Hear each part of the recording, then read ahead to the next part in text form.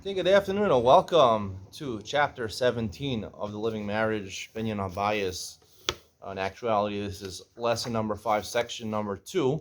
It's titled Physical Desire and Intimacy. In this chapter, the author explores the role of physical desire, taiva, enjoying yourself in the bedroom, and how should we view that? Should we view it as a positive thing and a negative thing? Now, this is not the first time the author has talked about it. We talked about this about at least 100 times to the point that I'm getting sick of talking about it. But he focuses this chapter on exactly that. He's mentioned it many times in other areas. He maintains throughout this chapter, as he's maintained throughout this book, the purpose of physicality and physical enjoyment in the bedroom is not an end unto itself. It's also not a means unto its end, right? It's not. He's not saying it's better off if there was no physical enjoyment. If there was some way we can get men and women to be together. I mean, the whole purpose of being together is to have children, for example, and it's better if there's no physicality. He has a third path over here, basically, if I understand him correctly. He calls it the devik, the binder, meaning the point of physical enjoyment in the bedroom is not an end to itself, not for the enjoyment. As he quotes in one of the footnotes over here, he quotes from the Shulchan Aruch, Orach Chaim 240, number 1. When he's with a woman, he shouldn't benefit, he shouldn't intend to get benefit, to get pleasure. So he explains this means the goal of interaction is not for the sake of his pleasure. Just as one doesn't eat matzah on Pesach as a means to achieve pleasure, rather the physical pleasure is automatic and integral part of the obligation to eat, so too the goal of intimacy is not to achieve or run after physical pleasure. The pleasure is an automatic and integral part of the holy union. So basically, to sum up what he says is that the point of physical enjoyment in the union is to help bring them together. As he says many times throughout this book, the point of the union, the point of being together, is to unify the man and the woman, um, which in of itself is worthwhile because it brings the Shekhinah. Second of all, the unification is worthwhile because a man can reach a feminine aspect of himself and a woman can reach a masculine aspect of themselves. They attain a shlemus, each of them, through being together. And that's the point of the physical desire and the physical enjoyment of the interaction is meant as a devek, as a binder, to bring them together. So you can't say don't have the physicality. If you don't have the physicality, it wouldn't have this spiritual unification that's going on in the bedroom. So people would say, "Oh, you don't need the physicality. If we like Tara, if we didn't have the physicality, it'd be better." No, he's saying it's important, physicality, but it's not to enjoy the physicality. It's just because there is physicality, it enables the two bodies and the two souls to bind together. Now, my question on this is again, I've maintained at odds with the author that I believe physicality in the bedroom is an end to itself. That is the mitzvah. The mitzvah is to enjoy the bedroom. That's what the whole point of it is. The question I would ask on his philosophy, the author's philosophy, is he compares it to eating over here. Eating is the same idea about eating, and he brings even from the mitzvah of matzah, which is the mitzvah of eating.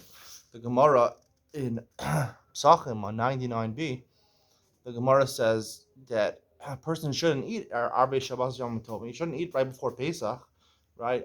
He shouldn't eat like 3-4 hours before Pesach in order. The Gemara says, "Kadeshi kanas Shabbos kashu taiva." She come to Shabbos meal, or for Pesach, right? Rashi says, "Lo yochel kadesh yochel matzah shel mitzvah l'teyava." You should eat the meals of Shabbos, and also the mitzvah of matzah on the first night of Pesach. You should do with teyavon. Now, teyavon means an appetite. It means enjoyment, right? You enjoy the taste. It fills you up. Specifically over here, it means filling you up, right? It fills up your stomach, so you enjoy it. You should enjoy the mitzvah. Again, he stresses it's not the point that you should actually enjoy the physical matzah. I mean, how good does matzah from these chaburas really taste? How good does strice matzah really taste? It's really just a cracker. I mean, how good could it really be? No. The point is that because there is physicality, there's some physical enjoyment, even though matzah doesn't taste so good. But when you're hungry, it tastes good, and that binds you to the mitzvah, and it binds you to the Torah, and it binds you to the mitzvah because of that physicality. It's hard to understand the comparison that he's making because the binding by a husband and wife, they're binding to each other to make a shlemus, a complete person. I don't necessarily think that the food is binding to your soul to make you a complete person. Doesn't really make sense to me so much. Um, so that aspect, the comparison between eating and sleeping with your wife, I don't fully get 100%.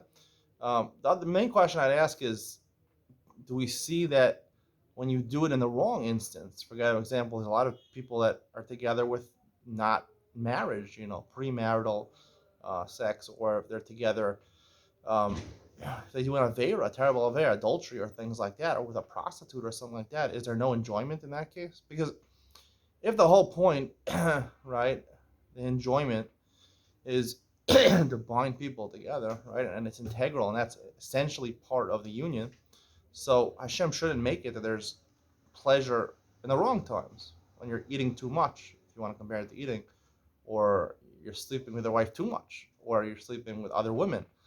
You shouldn't be enjoying it because, right, it's the whole idea you're enjoying. The enjoyment is a representative of the binding, of the devek, the binding to your wife, unification to your wife. When you're with a prostitute, when you're with someone else's wife, is that also binding you to her also? Is that, definitely no one's going to say there's a union over there, we're doing an Avera, but nonetheless, there exists pleasure over there, probably the same amount of pleasure, maybe even more. The Gemara says, Mayim Genuvim even talk with it. The Gemara at the end of the Dharam says that people are engaged in niyuf, people are engaged in adultery, it's even sweeter for them.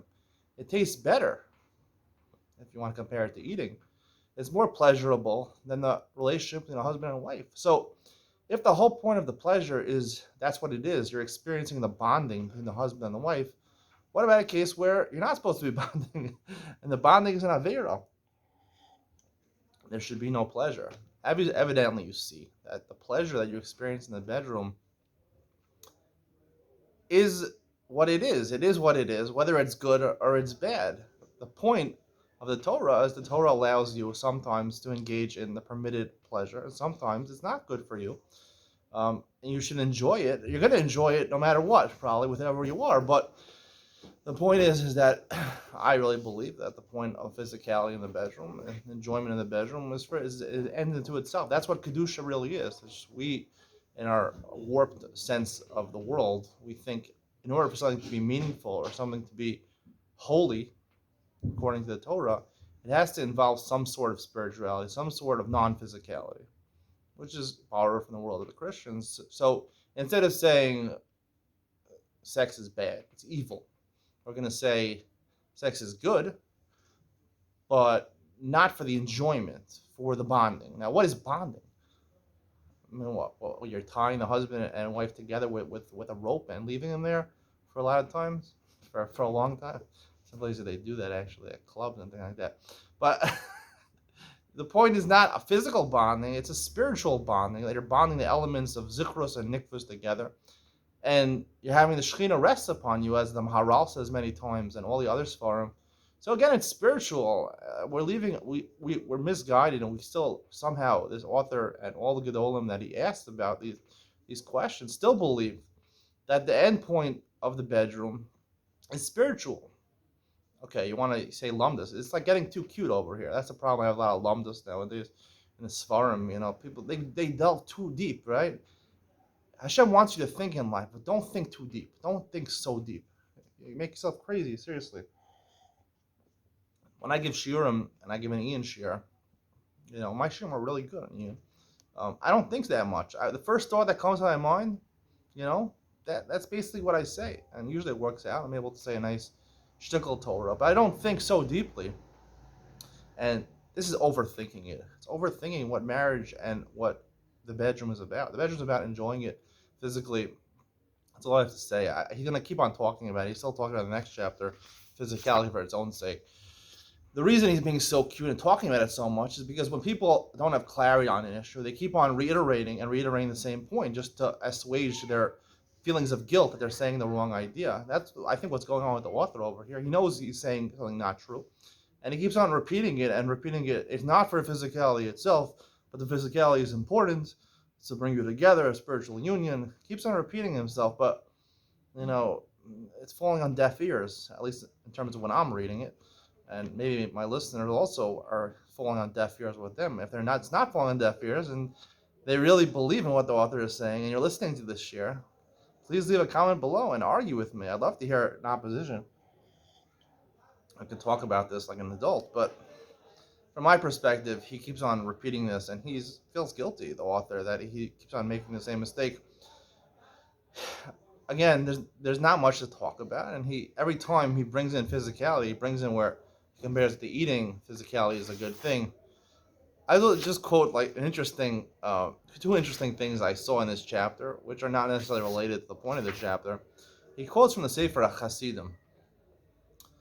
The Sefer HaChasidim is explaining. Sefer HaChasidim was a book written by Ruda Chassid, who was known to have a lot of things that he wrote down, tzavaz, meaning laws that are not included in the Torah, like cutting your nails on Rosh Chodesh, shaving on Rosh Chodesh, things like that. Things, about naming your kids. You can't get married to the person with the same name as your mother, or something like that. Weird stuff. Like he just came up with cryptic stuff that people take literally, and people follow the halacha unbelievably. This is some of the words that he talks about the bedroom. He's talking about the bedroom. He says, "Yesh dvarim tachmer al adam liyasa mitzvos." He says certain things it's not good to have fear. He says, for example, Oso Chassid lo ya menashek es banav el k'shei samech l'dvar mitzvah. When it comes to loving your children, the only time he kissed his children when he was happy about doing a mitzvah. V'libo samech ba'ava kadosh baruch hu menashkem b'fiyem. When he was happy doing a mitzvah, he kissed his children on their lips. Befihem, their lips. Now, of course, the author mistranslates it, and he writes, then he would kiss them with his mouth. With his mouth.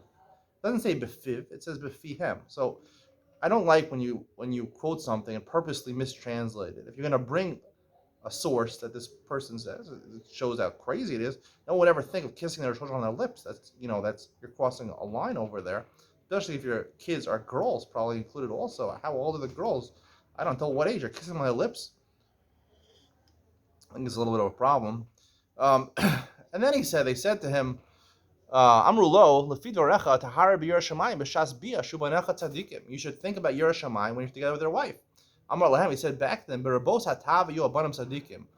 With the more taiva I have, the more desire I have for my wife, then my children will be tzadikim. Lefishehiru Torah v'atalas hataiva. Thinking about Torah while you're learning, or thinking about Yerushalayim, ruins your taiva, and it does. It does. Don't think about other things while you're together. We talked about this before. The only reason I'm bringing this is because the first part where he says he's kicked them on their mouths, find it interesting that he mistranslated the word.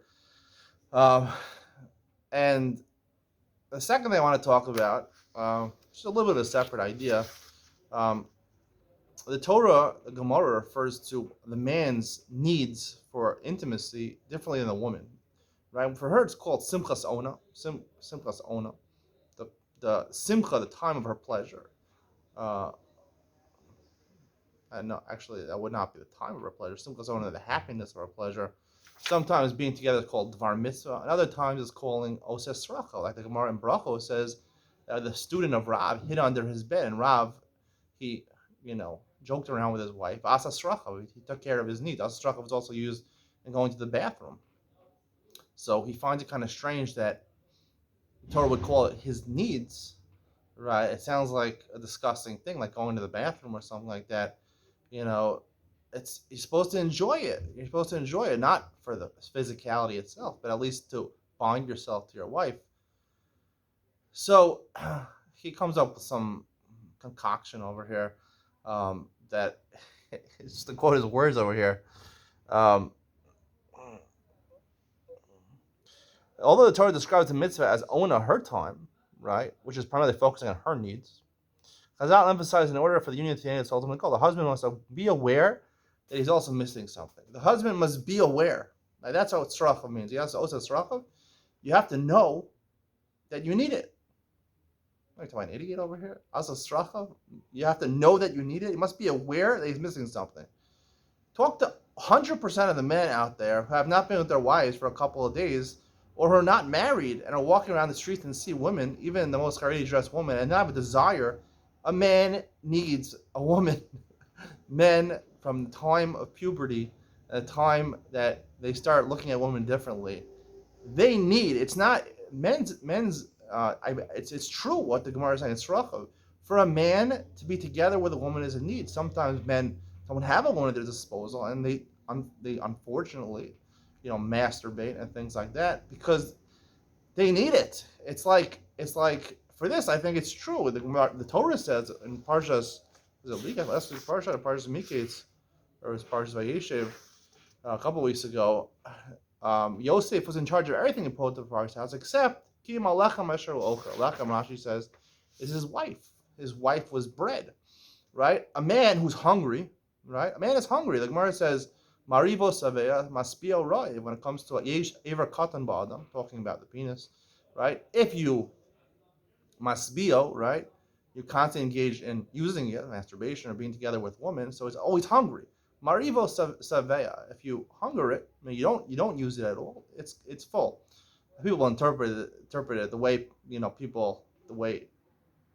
people with Yira Shamayim interpret this is that it's bad to have a ra'av. It's bad to be hungry for these things. So the best thing, that's what the Gemara is saying, maspio rav, marivo saveya, right? Don't engage relations with women, right? And you'll be full. You don't need it. But I think the Gemara is saying the opposite. Maspio rav. No. If you want to be hungry, you want to enjoy it more, right? When does food taste the best? When you're hungry, right? You should engage in it a lot, in a permitted way, of course, with your wife. And then you'll be saveya, and then you'll be marivo, and then you'll have a hunger for it. Now, I mean, I want to talk about marriage. There's a lot to talk about now. I want to talk about this, but I'm not going to focus entirely on this now. See the difference between a man pre-marriage and a man after marriage. And even a man after marriage has elements of pre-marriage in him.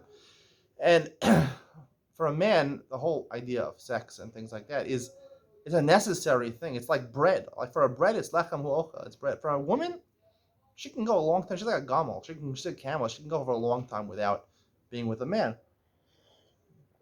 That's why the Gemara says a man always has to be married. A woman doesn't always have to be married, right? The Gemara in Yevamos says a woman, if she doesn't get certain things, if she doesn't get orgasm once in a while, like the Gemara in Yevamos says, poke. What is the poke your ishto? When you go on the derech, when you travel along you're not going to be there for a long time. You have to provide orgasm as poke to remember her needs. Those are the needs of a woman, orgasm. She needs that once in a while. Not as often as the man. The man always needs the end, the gemar bia, the ejaculation. He needs that. That's a necessary. If he doesn't have that, that's what all the man is focusing on really most of the time. For the woman, it's about the experience, the enjoyment. She enjoys the tashmish hamita, which is a foreplay. She enjoys being together, active being together, conjugal act of being together. That's an enjoyment for a simcha sona. It brings her happiness, But her needs are not as needy as a man. A man is much more needy in the bedroom than a woman is. A man needs this. A man needs to be together. And part of a man's needs, I'm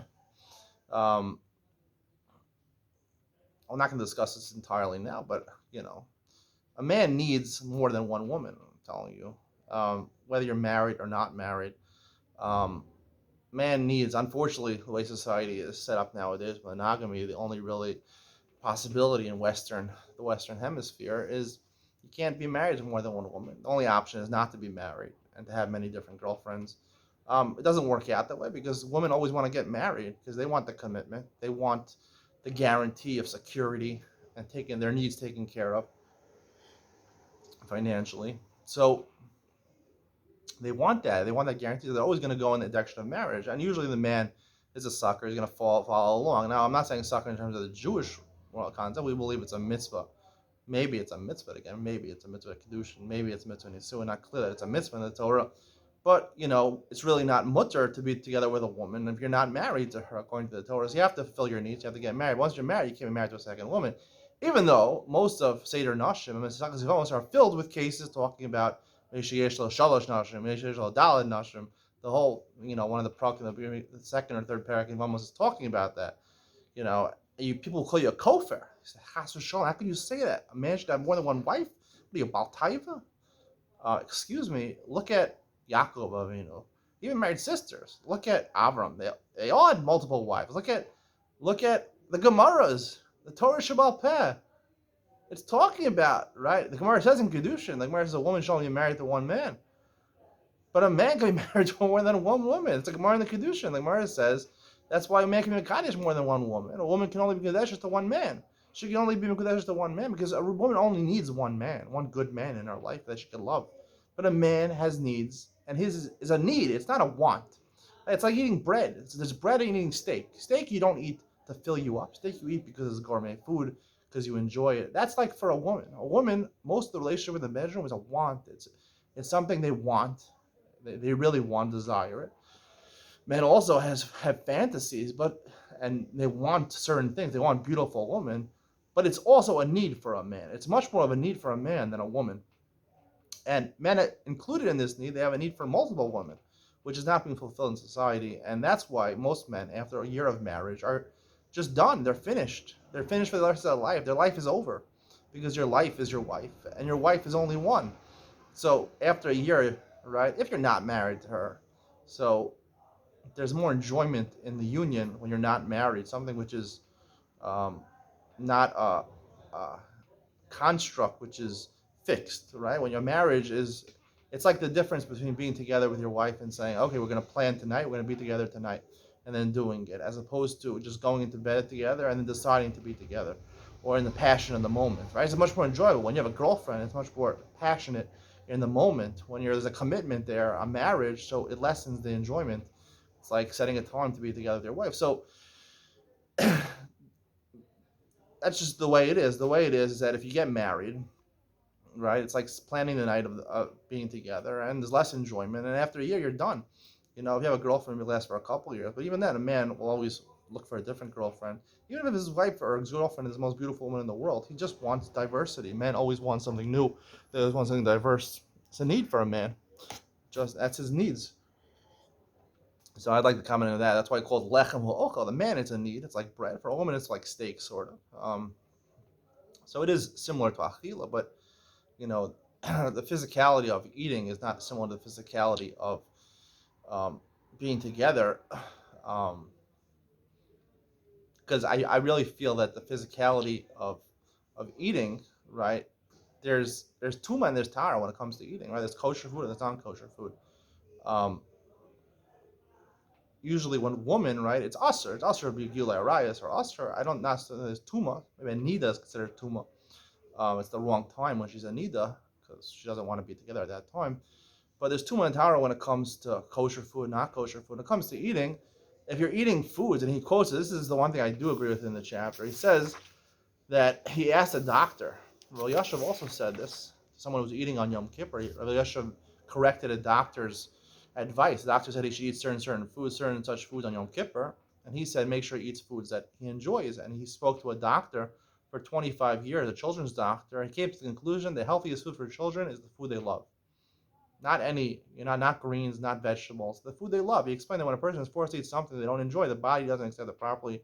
It's a very small, if any, benefit. Therefore, he concluded that for American child, the healthiest food is ketchup. Okay, I don't know how enjoyable ketchup is. Chocolate lollipops are more enjoyable, but the point is that, and I believe this also, when it comes to food, you got to eat what you like, and it's hard to figure out what you like, right? But when you're eating food you don't like, it might taste good, but it's gonna hurt you. It's gonna hurt your body, right? You feel bad if you eat food or you eat too much food, or eat a food that you don't like. It has a negative effect on you. Your palate might enjoy it, but your stomach's not gonna enjoy it. To find the right food and the right amount of that food that you eat is very hard work, and there's much more makom for the Yetzer Hara, I believe, in eating than when it is in the bedroom. Because in the bedroom, if you enjoy it, you're doing the right thing. Make it as enjoyable as possible. We'll talk more about this going forward, about role playing and imagination and things like that in the bedroom to help do anything to make it as pleasurable as possible. That's what I believe. And that the more pleasurable it is, the better it is. The more the need will be fulfilled for the man and the want for the woman. When it comes to eating, it's much harder. And that's why we always talk about taiva, about feeding, about eating. Taiva is really talking more about eating than really the bedroom. Taiva, always think about eating. And the Yetzer Hara has a tremendous entry into the realm of eating because there's so many food that seem good, but it's hard to figure out exactly what you like. I, for example, eat Oreos for breakfast, right? Because I like Oreos. That's the best food for breakfast. I should eat cereal. I should eat, bran flakes for breakfast. They're healthier. No, I don't like bran flakes. I like Oreos, and it tastes good, and that's the healthiest for me, right? You'll look the healthiest. It'll help you lose weight, hopefully. I'm going to exercise tonight. In the process of losing a little weight. But the point is that you should eat what you enjoy and the amount that you need, and not more than that, because otherwise it's deleterious to the body.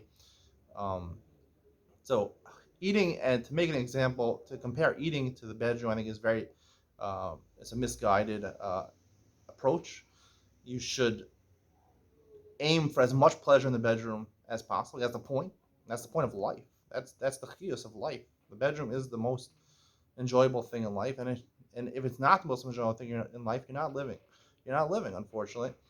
Eating is much more dangerous, and you got to find the foods that you like. You should enjoy it, but you have to make sure that it's actually really enjoyable, not just to your palate, but also to your stomach and also your well-being.